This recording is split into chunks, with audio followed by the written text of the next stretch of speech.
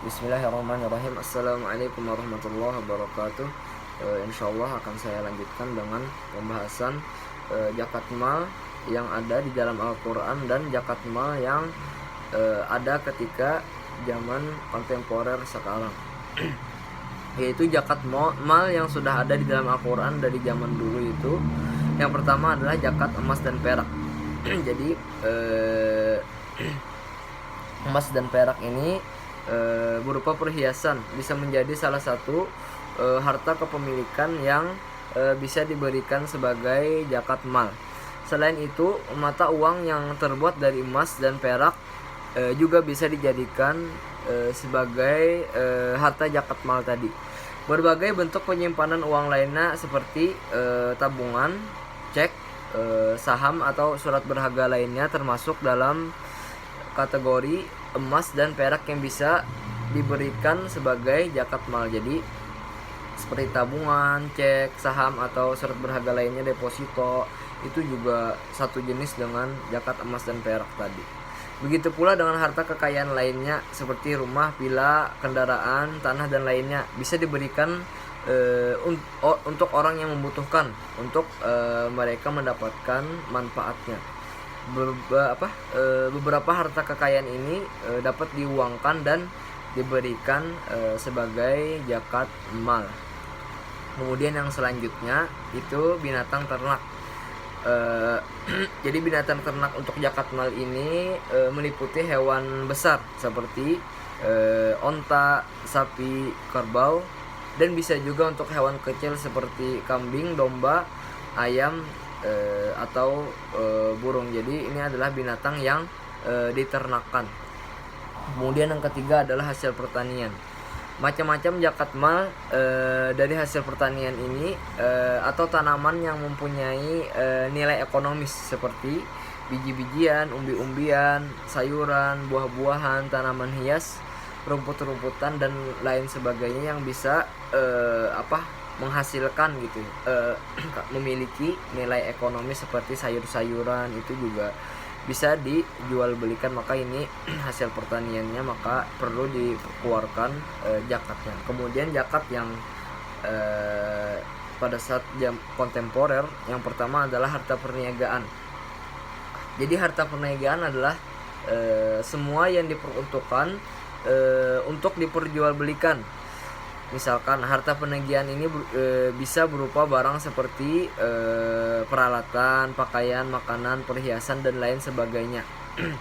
Perniagaan ini biasanya dikembangkan oleh per orang atau perserikatan seperti CV, PT koperasi atau yang lainnya. Jadi ini maksudnya harta zakat usaha gitu ya, usaha atau perniagaan. Kemudian rikas, zakat rikas. Jadi zakat rikas di sini yaitu harta terpendam dari zaman dahulu atau sering disebut juga orang biasanya nyebutnya dengan harta karun. Harta karun yang ditemukan dan tidak ada yang mengaku sebagai pemiliknya bisa dijadikan harta untuk zakat mal. Jadi barang temuan yang sudah lama gitu, jadi bisa maka perlu jika kita menemukan harta temuan yang pada zaman dahulu, maka itu perlu dikeluarkan zakatnya. Kemudian yang selanjutnya adalah zakat profesi atau zakat jasa juga sama. Jadi maksudnya upah itu sesuatu yang diterima jika seseorang itu telah melakukan usahanya atau hasil dari kerjanya. Maka seperti pegawai atau karyawan misalkan.